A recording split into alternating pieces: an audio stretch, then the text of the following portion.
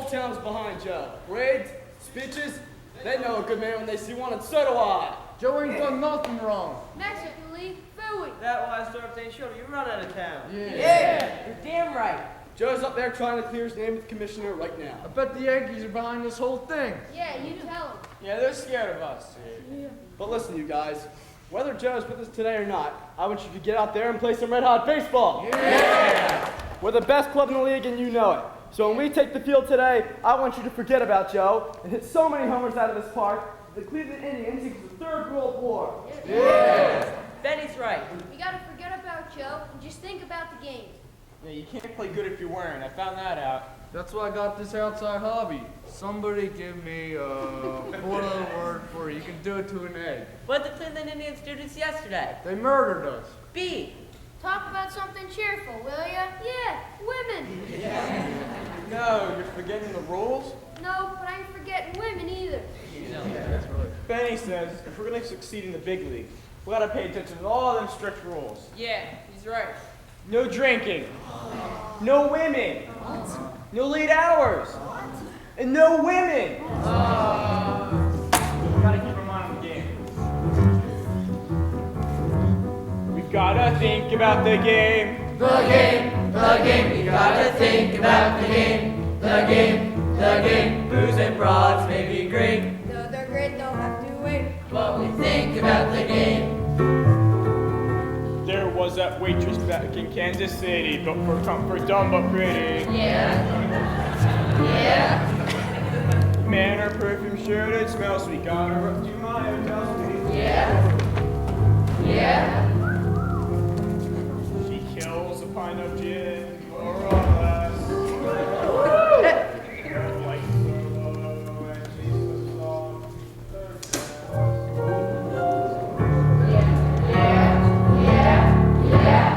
And I thought about the game. The game. Oh, yes, I thought about the game. The game. Though I got the lady high, just left her high and dry, cause I thought about the game. He thought about the game. There was that booming color that I got lost in on a sleeper at a post. Yeah. Compartment doors will look the same. That walked in one and has the same. Yeah. Blonde. That. Absolutely fair. And nothing separating us but air.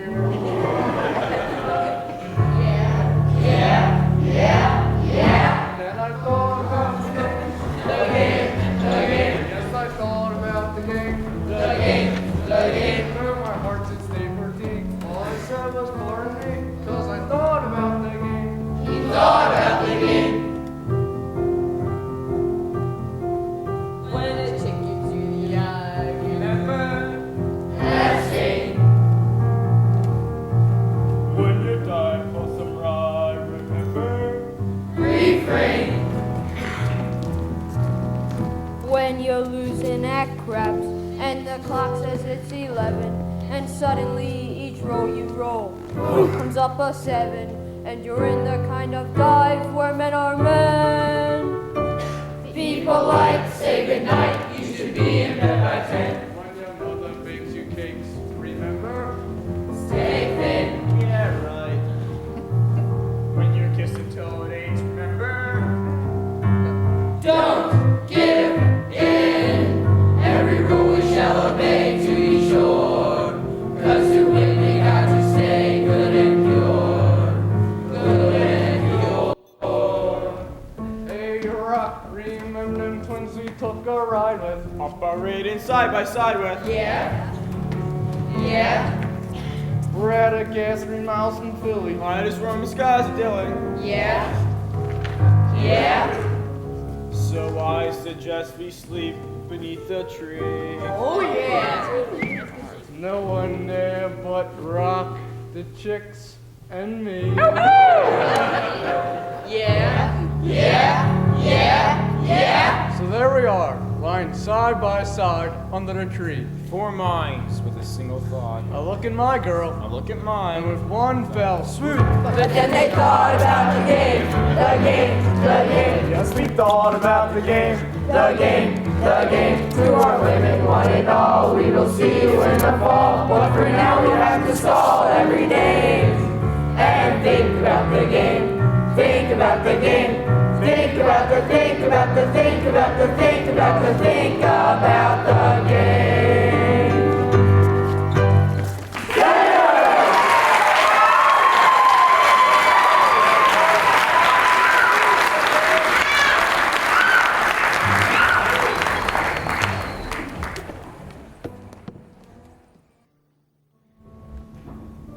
Well, of course the Senators lost today. They didn't have Joe. Tomorrow's the one that counts. The tickets were all sold out long ago.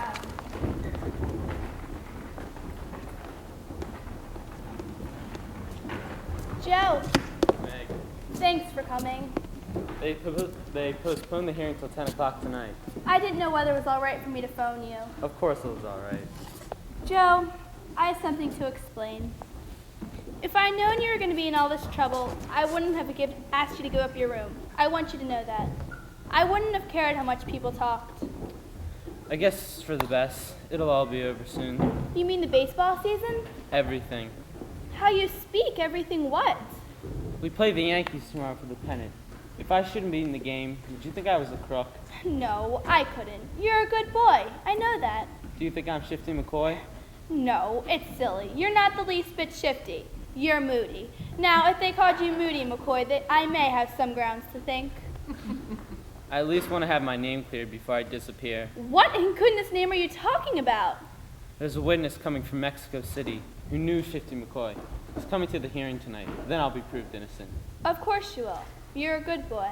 I know that.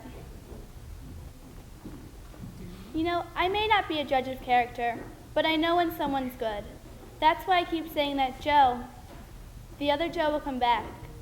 Because he was a good man too. And now that you're gone, I miss him more than ever. He'll come back. You don't have to cheer me up. He's closer than you think. What do you know about that? That's all right. Just remember what I told you. He's near to you, near to you, though you think he's far away. He's near to you, so near to you, as near as April is to May. Can't you feel him there in his favorite chair, staring at the fireplace? Oh, so near to you, always near to you. Why, you might as well be face to face, for it's just as though he were standing as close as I know it's hard to imagine, but try. If he's really dear to you, he's near to you. You may be far apart, and yet, if he's in your heart, really in your heart, how near to you can he get?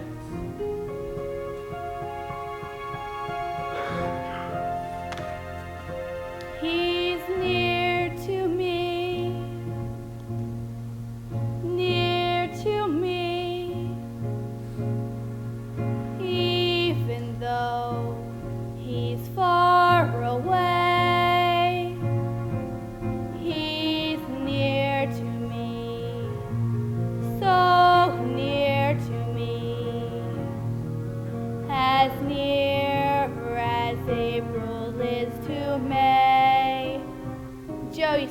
dancing at the Elks. He wasn't such a hot dancer. We had lots of fun. I'm not such a hot dancer either. I'd love to.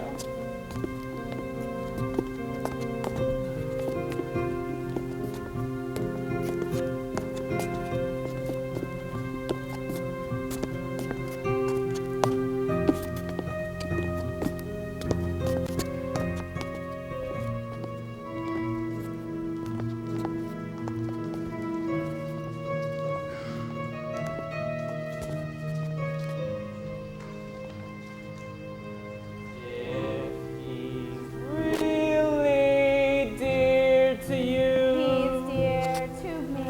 he's near to you. He's near to me. You may be far apart, and yet If he's in my heart, really in your heart, how near to you. how near to me, how near to me. Can he get?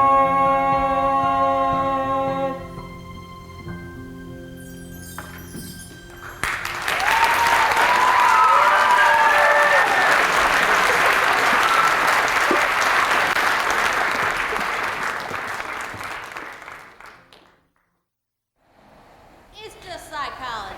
Just psychology. You think noble young Joe Hardy will desert his team and the men who have trusted in him? Never! But suppose. You're not supposed to suppose. I've put a lot of effort into this case. Well, he's an interesting boy. And once I've got him for keeps, I'll make him throw the game. That'll kill him. As for me, I'm sorry. What did you say? I said I'm sorry for him. I have noticed a certain laxity on your part. Have you forgotten every principle I ever taught to you? All right, 100 times. Never feel sorry for anybody. Never feel I sorry must for select anybody, something never feel sorry for appropriate anybody, to never add feel sorry to for tonight's anybody, hearing. never feel sorry for anybody. Never feel sorry for anybody. Never feel Ah, sorry that for looks terrible. Sorry for I'll anybody, wear never feel that. sorry for anybody. Never feel sorry for anybody. Never feel sorry for anybody. Well, can anyone guess who that is? Come in, Joe. All right, Lola, cut it out. We've got the greatest baseball player here. Let's do him homage. That's very kind of you, Mr. Applegate, but it doesn't look as though Joe Hardy will ever make the Hall of Fame. One can never tell. I've made my decision. That's what I came here to tell you. I'd like to exercise the escape clause, which is to take place on the 24th, which is today. Aren't you being a little hasty? I've thought it all over. I've decided there's something more important in life than being a hero. Deep, this boy. Very deep. I want out. I want to go back. All right, well, an operation of this kind must take place at the witching hour. So at 5 minutes from midnight, if you still want to go back, say the word. Suppose the hearing's still going on. You're just going to change me right there in front of everybody? Oh no, that would cause talk. No, all you gotta do is say, let's step into the next room. Joe Hardy will go through that door and never return. Took it on the lam, they'll say. I just wanted to make sure there was no misunderstanding. Goodbye, Lola. Never feel sorry for anybody. All right, Lola, let's not just have this spirit. Let's have more spirit. Never feel sorry for anybody. Never feel sorry And for don't get too impudent with me, or I'll degrade you and get Clementine in here. Get too fresh with me, and I'll put you back in your broom. Now you sit down there, and you think of 3 dirty tricks, and they better be good. What's wrong with you? You discourage me. Curtains. Spot. This is my favorite number. Music. Whenever I'm, from time to time, depressed, a trauma wells and swells within my breast. I find some pride deep inside of me as I fondly walk the lane of memory.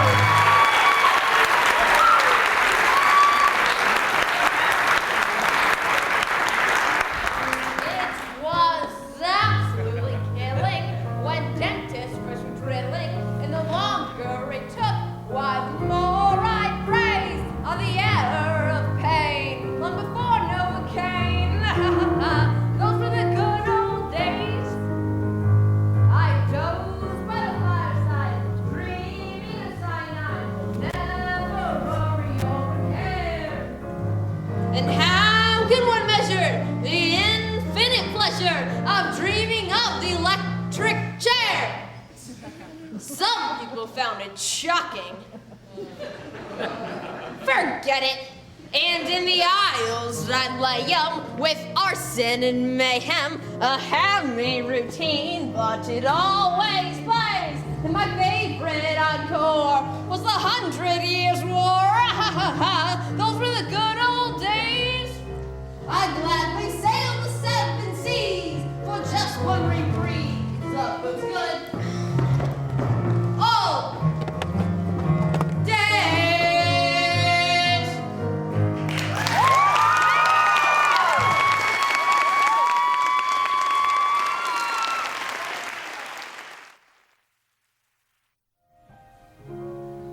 Well, I'll tell you, because I value the good name of baseball more than I do a victory for my own team. Well now, just because a picture taken in the paper 4 years ago happens to look something like him. Mr. Welch. I know. Not just... Miss Thorpe has the floor. It wasn't just the picture. The picture only fortified my suspicion that he had a phony background. Yeah, well, I never lived in Hannibal, that much I'll promise you. Not just now. But the paper paid my expenses to come down here and testify. Not just now, please. Mr. Hart. Yes, sir. Tell me, boy, if you grew up in Hannibal, how do you account for the fact that nobody seems to remember you? Just give your explanation of the fact. If you allow me to interpret a word, out in Hannibal, Missouri, comes this young woman. Subtle, sophisticated. She approaches this simple man here. Wait a minute now, who's simple? Mr. Commissioner, I'd like to have one question answered by this Mr. Applegate. If, as you say, Joe was born in Hannibal, why is there no record of his birth? You have asked a question. I have. And I will answer. Thanks ever so. And it will bring a blush to your fair brow, and a tear, many an eye.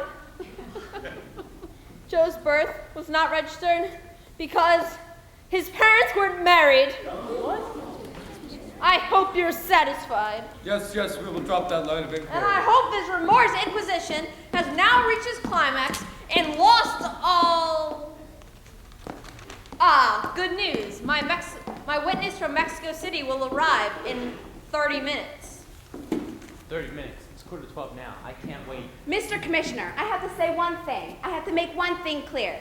I've been jeered and abused for writing that story about Shifty McCoy, but it wasn't me who originated the rumor. I heard it from someone else. Well, who? That platitudinous manager of our young phenom, Mr. Applegate. Mr. Applegate, that's impossible. Quiet, please. Mr. Applegate, do I understand? That is the most dastardly misrepresentations. Just answer the question. I've been called here to answer questions. Instead, let me ask one. When my time is to fight graft and corruption, not to mention steroid abuse, in organized baseball, why should I quibble with these fellow travelers? We came here to witness! Not just now. Boys, take your hands off me, you Republicans! Not just now, if you please. We decided that we should up. We're material witnesses. Oh, why, hello there, Mr. Huggins. How are you? It's the Miller girls.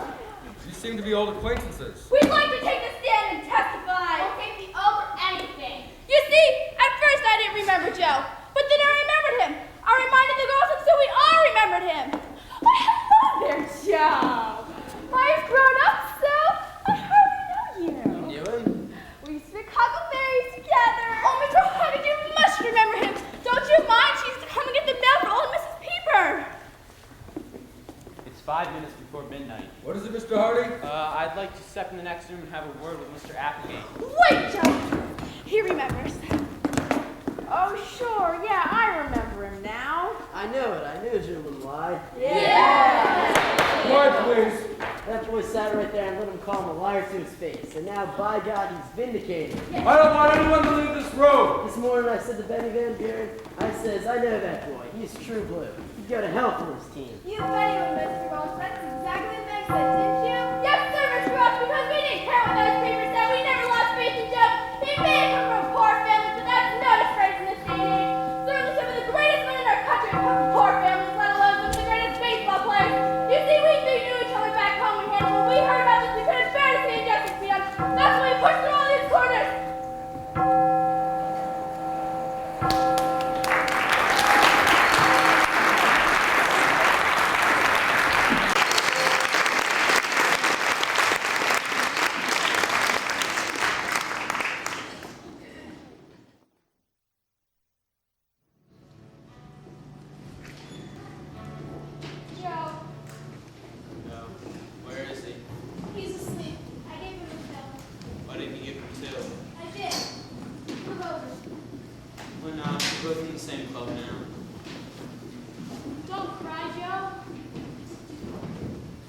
been there. So I've said I know this boy. He'd go to hell for the team.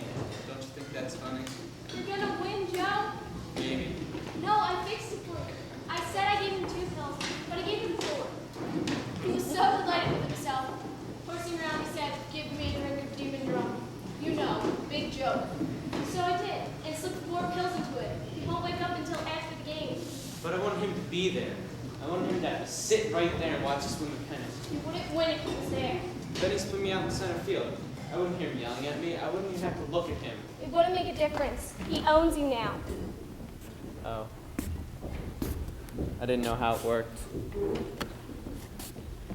Lola, what were you?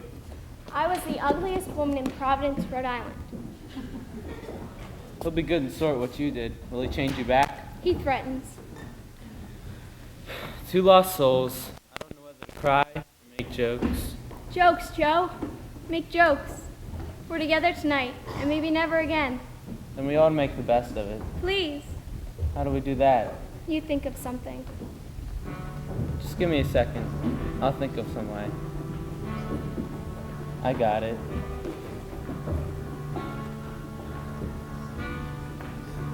Now what's the next step? You want to take me someplace tonight? Yeah, it took me long enough, didn't it? You like music? You like dancing? Yeah.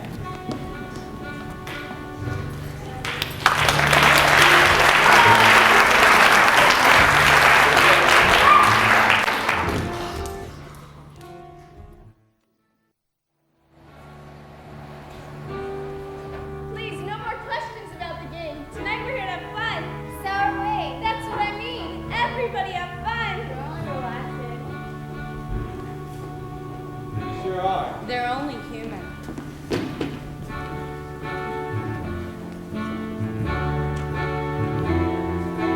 Two lost souls on the highway of life. We ain't even got a sister or brother, but ain't it just great? Ain't it just grand? We've got each other. Two lost ships on a stormy sea. One with no sail, and one with no rudder. But ain't it just great? Ain't it just grand? We've got each other. Two lost sheep in the wilds of the hills, far from the other Jacks and Jills. We wandered away and went astray, but we ain't fussing 'cause we've got us in two lost souls on the highway of life. And there is no one with whom we would rather. So ain't it just great? Ain't it just grand? We've got each other.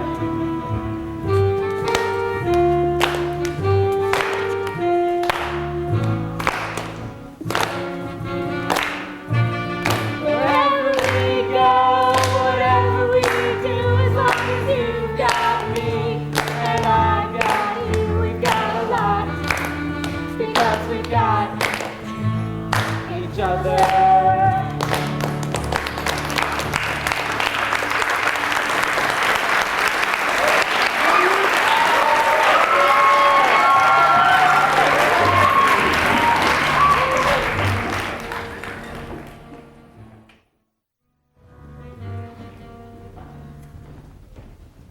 We'll never get to the game on time. We don't get tickets tonight. Bella, tell me there's 2 or 300 guys here already. I think it's crazy. But we're perfectly comfortable. Fully ready for anything. Sleeping with a lot of men? Sleeping in a line with a lot of men before we find. Oh, gosh. Suppose a strange man tries to talk to us. That would be nice. Well, but wouldn't it be better with 2 men? One for you, too. A pickup? Don't! You make me sick. You're always saying we should live, and now we have a chance for a little social contact. You want to back out. I want to live, but in the daytime. Son, the best living is done at night. Believe me. Old news frame up. They're just trying to keep Joe out of the game. Those stands from Hannibal sure told them. Those 3 old ladies should get a medal.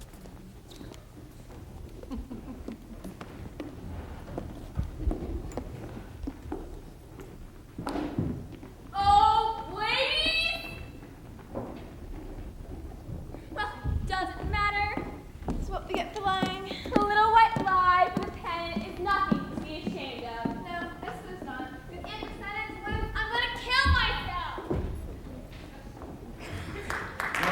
1-0 and Americans back to the dugout. It's the first half of the 8th inning. Washington leads 4-3. The New York Yankees have a potential tying run on second base, and boy, how they'd like to bring that runner home. All right, we're all set to go once again. There's the stretch, check to the runner leading off second base. Here comes the pitch. There's a long drive going deep into left field, and it's fouled by 3 feet.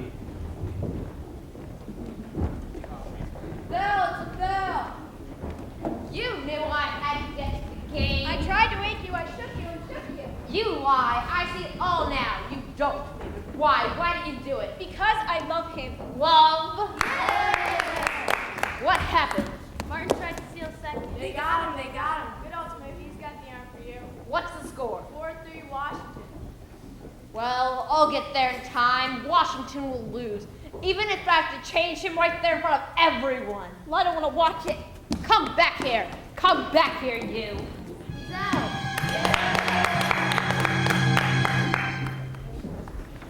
Coming up now for the Yankees is Hank Bauer. On deck, Mickey Mantle. It's the top of the 9th inning, 1 away, nobody on. The Senators now just 2 outs away from the pennant. Hank Bauer steps into hitting position.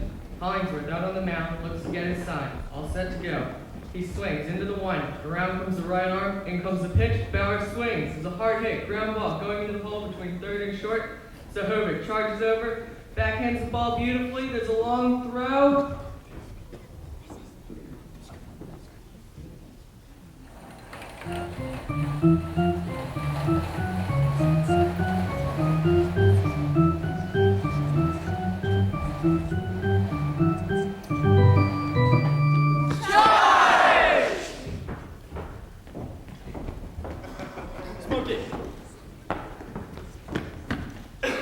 What's the score? 4-3 Washington. Come on, Senators, we got him now. Mickey Mantle's up. Get this guy, get this bum. Come on, Yankees. Back, Joe. Play deep. Come on, Washington, come on, Joe. Come on, Joe.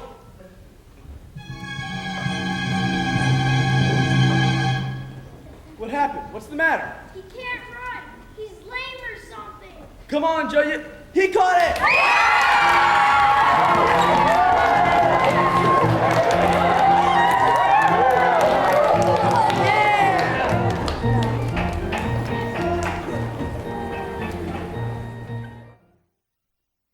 We won! American League champions, that's what we are. American League champions.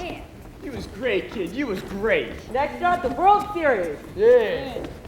Shut the gates, nobody else in here. Nobody else in here. Mr. Welch says so. One of you boys go get Van Buren. I got him. Hey, they want us on television. All right. Yeah.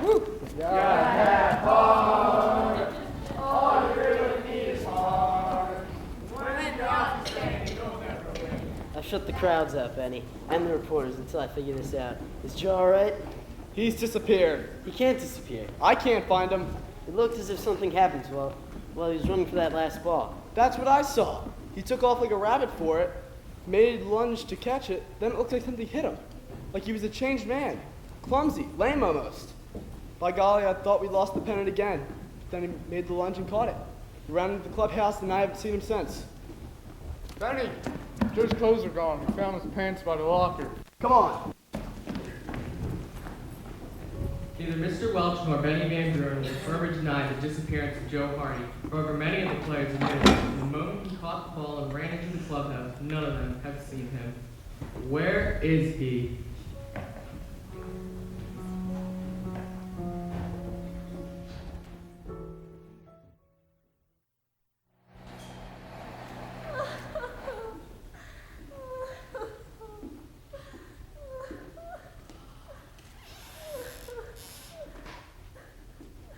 Gosh, is that you, sister? I haven't even started. I'm back. Oh, Joe, my old boy, you don't know how much I missed you. I bet I do.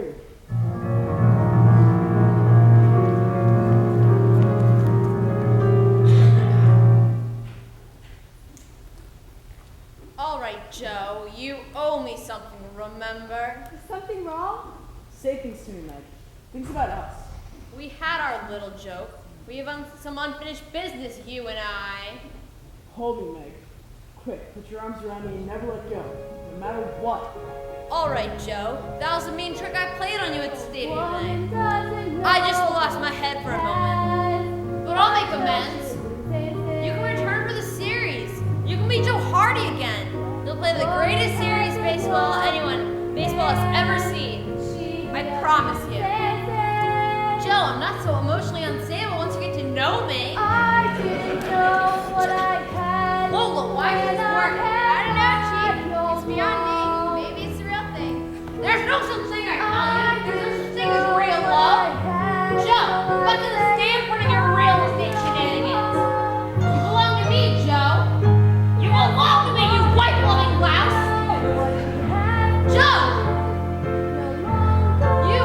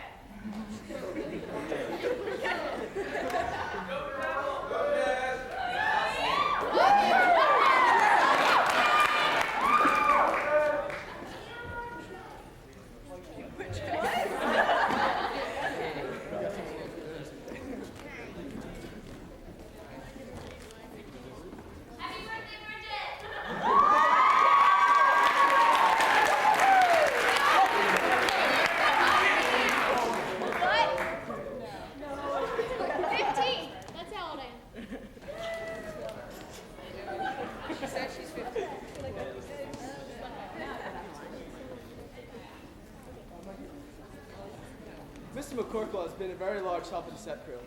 He has been there through most every mistake and directed set crew so they do not make the same mistake again. Mr. McCorkle is a strict set crew teacher, but a fair one with that. With his help and Mrs. Smith's, the production may have never been a reality.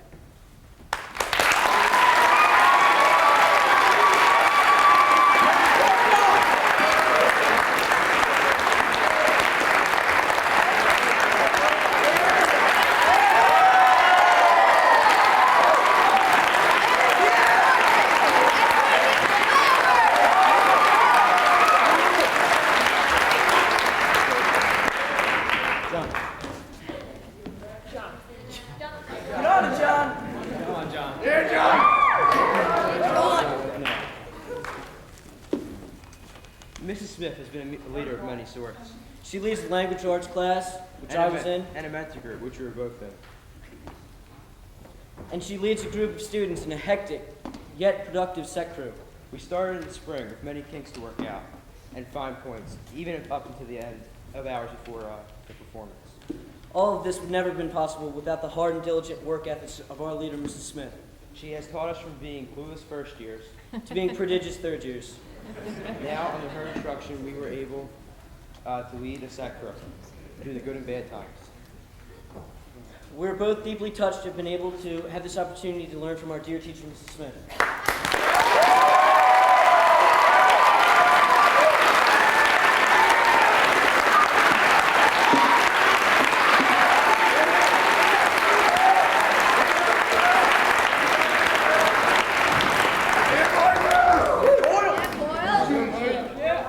We'd like to take this time to thank Mrs. Walters for everything she's done for this play, in particular working with the costumes with us. We greatly appreciate all your work and all the efforts you've put into the play with us. Thank you.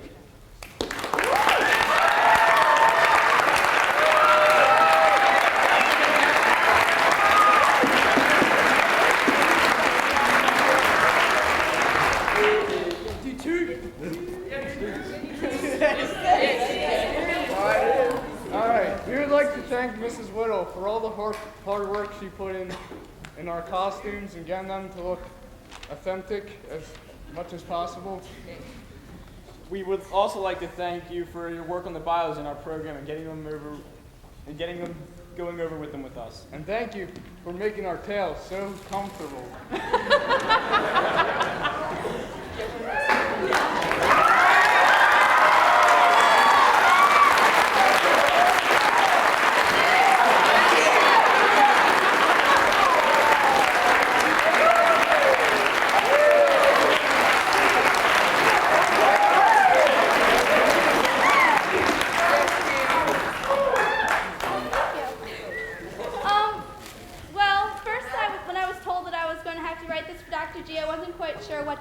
Because she's such an amazing person.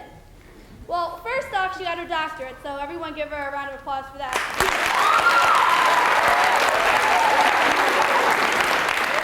Also, during this year, she helped us get all of our dresses ready and everything. She went to tons of thrift stores, and she was frantically finding costumes for all of us kids and everyone. And I have to say, we all look fabulous, definitely.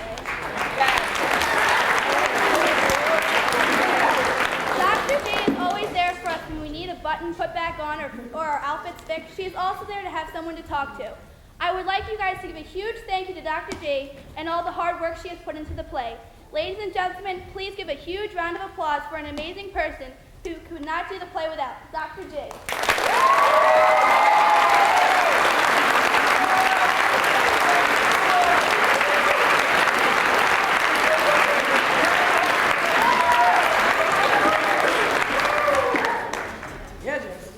Well, thanks, Dr. Body. It really means a lot to me.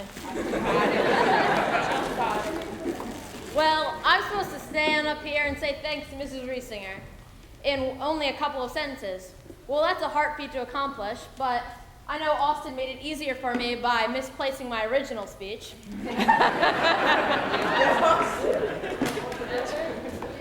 This year has been a very long year for Mrs. Riesinger. First of all, she had to teach her language arts and social studies class as usual. Then she had me as a mentor, which is a very stressful job, especially when the play's coming up and I refuse to come talk to her. Then, on top of that, she got cataracts, a very rare eye disease, and needed several surgeries.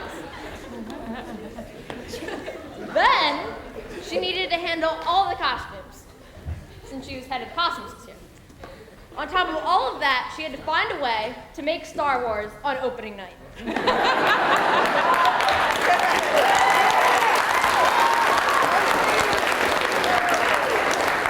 I would not like to give these flowers saying thanks to Mr. Riesinger, but more as a reward for this year.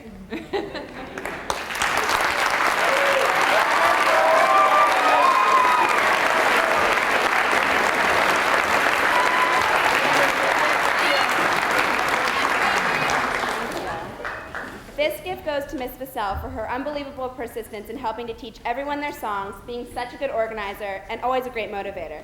She put her time into everything that she contributed for this play, and we would like to let her know that we are very grateful to have such a great teacher, a strong guider, and a trustworthy friend. Our meetings for makeup are usually very successful and very fun because you bring your bubbly personality into our discussions.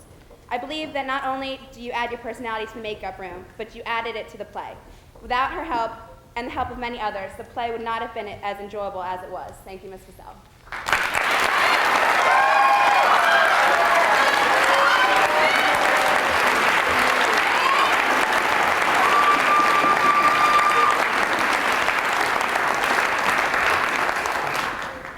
I'm going to say, thank you, John. I'm going to say thank you to Mrs. Blair. She's the music. I know that this time is short.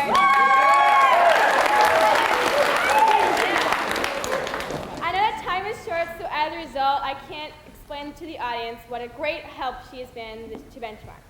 Personally, she has helped me with slowing down with my speech, reminding me that I'm not 16 in this play. I'm not Ursula Merkel. I'm supposed to be kind of a little old, no offense, and from Byron Birdie. And the rest of the actors would like to thank you for putting your time and effort into this play and helping someone like me with their lines or someone with their song. I would just like to say thank you, Mrs. Blair. We really appreciate everything you've done for us.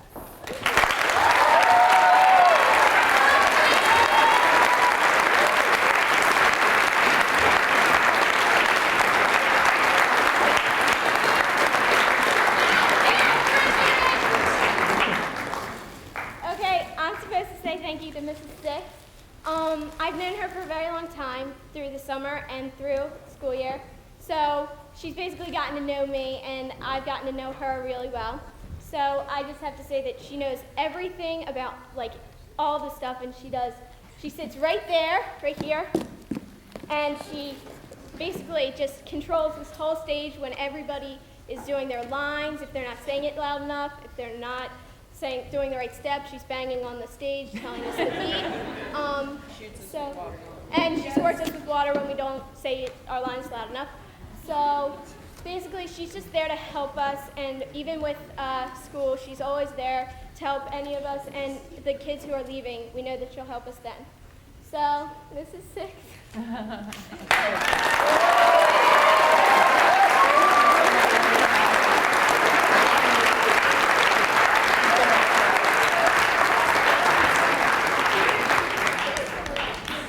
Now I'd like to thank the man who made this whole play possible.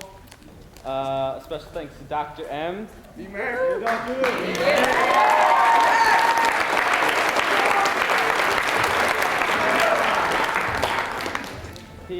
listened to us audition. He helped us a lot with acting and singing, and he put a lot of heart into this play. I would like to personally thank him for helping me with my acting and singing and confidence with myself. He's a great leader and teacher, both academically and on stage. We would all like to thank him for his directing skills.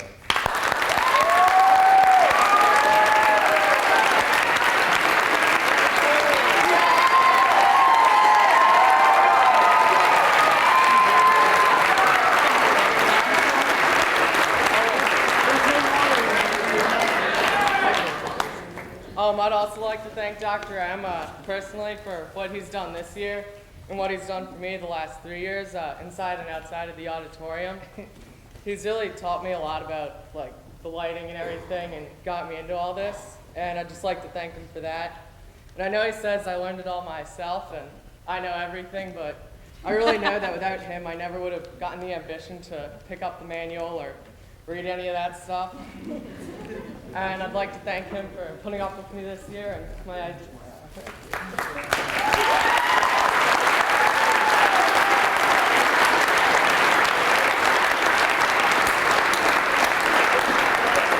At this time of year, as a teacher, you often get people coming up to you and saying, I bet you're glad the school year is coming to an end, things are winding down. Well, at Benchmark, they don't wind down. It's more like a whirling dervish, I think. and beyond that, it's very much a bittersweet time. Yeah, you're looking forward to changes, but you're saying goodbye to a lot of really great people. And so it is a very bittersweet and rushed time of year. And I'd like to thank these guys for all of their hard work and such a wonderful